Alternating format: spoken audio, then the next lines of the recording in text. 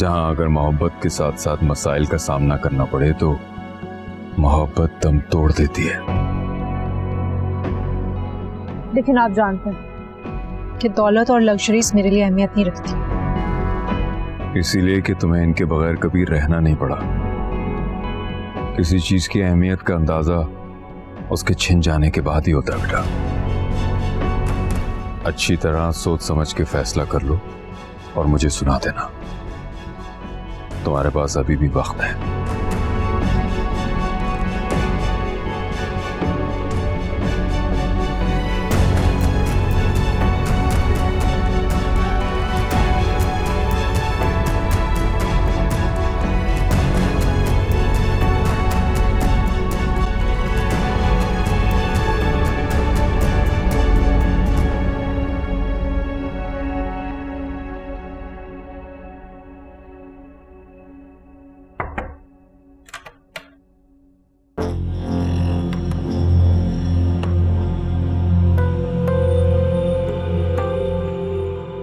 क्या हालत बनाई हुई, इतनी बदबू आ रही है कमरे में।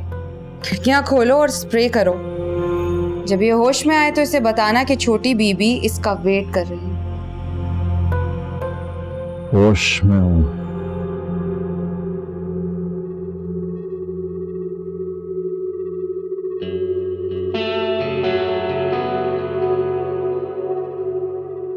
मामा से बात हुई थी, पता चला कि वो फ्रांस में है। मैं पूछ सकती हूँ कि उनकी गैर मौजूदगी में तुम तैमूर की कंपनी क्या करने गए थे? ये पूछने का हक तुम नहीं रखती। क्यों नहीं रखती?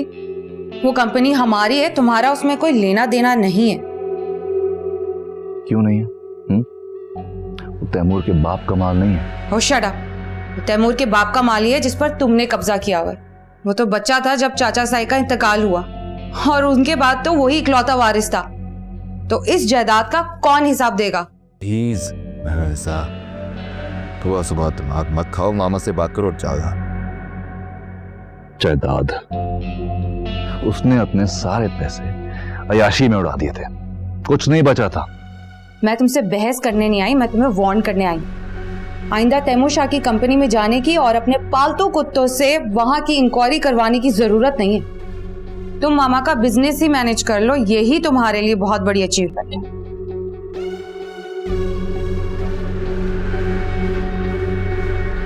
जो सुनो,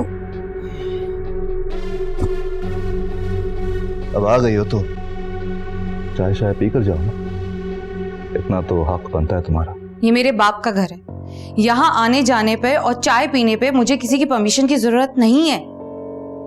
मुझे अपने हक के बारे में तुमसे ज्यादा पता है। I know better.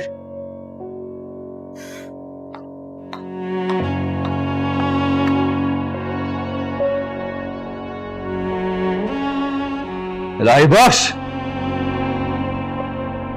इलाही बख्श। जी सरकार। किसकी इजाजत से आई थी ये घर में? छोटे साहब, बीबी जी को कोठी में आने से मैं कैसे रोक सकता था? अगर मैं ऐसा करता तो फिर बेगम साहिबा खफा हो जाती। इलाही बख्श, इस घर में मेरी इजाजत के बगैर कोई नहीं आएगा। ये मेरा घर है और ये बात तुम अच्छी तरह जान लो। आइंदा ऐसी गलती नहीं करना वरना जान ले लूंगा तुम्हारी। जी सरकार। फिर से बर्दाश्त नहीं करूंगा इलाही। अगली बार कुत्ते छोड़ दूंगा तुम पर, समझे? जो बेहतर सरकार। चल जा।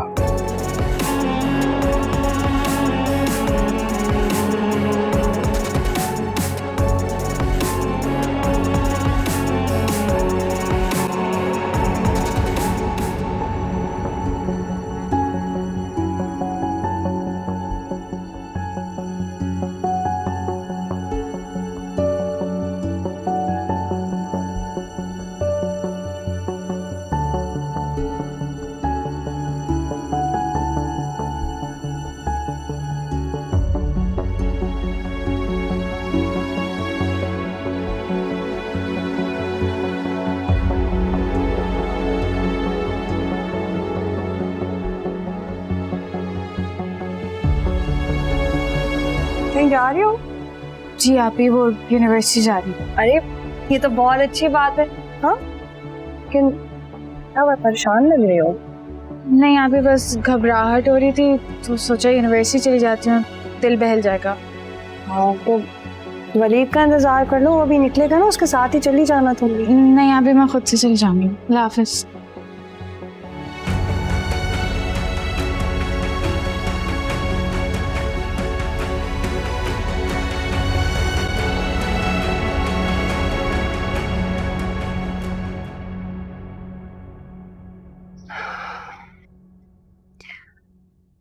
माही आज फाइनली यूनिवर्सिटी चली गई, मुझे खुशी हुई इस बात की। गुड। कह रही थी कि दिल बहला रहेगा, घर में पड़े पड़े ऐसे ही फालतू ख्यालात सताते हैं।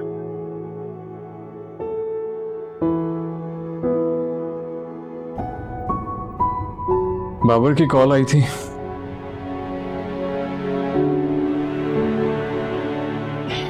आपसे बात होगी? ओके आने का प्लान बता रहे थे। तो सही है, 2 महीने हैं उनके पास, हमें रुखसती की तैयारी का टाइम मिल जाएगा। अली क्या हो गया है तुम्हें? हाँ मेरी शर्त भूल गए हो क्या तुम? शर्त? हाँ शायद भूल गया। तो तुम्हारी याद दहानी के लिए मैं दोहरा देती हूँ। मेरी रुखसती से पहले शरीना रुखसत होकर आएगी इस घर में। उसको फिलहाल पढ़ने दें। हाँ पढ़ाई से कौन रोक रहा है उसे? शादी के बाद उसका जितना दिल करता है पढ़े, पर मेरी शर्त यही है कि मेरी रुखसती उसके बाद होगी। ये बात कान खोल के सुन लो। अच्छा लिसन, मेरी बात सुने। फिलहाल मैं आपकी शादी की डेट फिक्स कर रहा हूँ, फिर आप मेरी कर लीजिएगा। Okay good. चीजें बता दीजिएगा जो लेकर आनी है याद से। ओके अल्लाह हाफिज।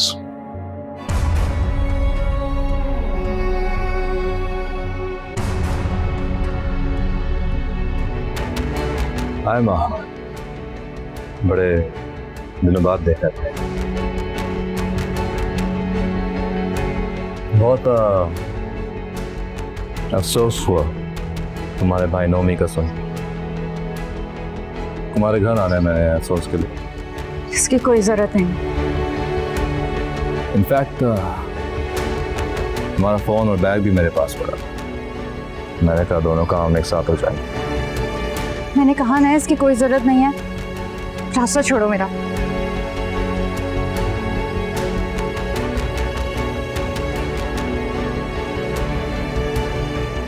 इसका रास्ता छोड़ दो अख्तर। अब जो भी बात होगी तुम्हारे और मेरे दरमियान, माहम के नहीं।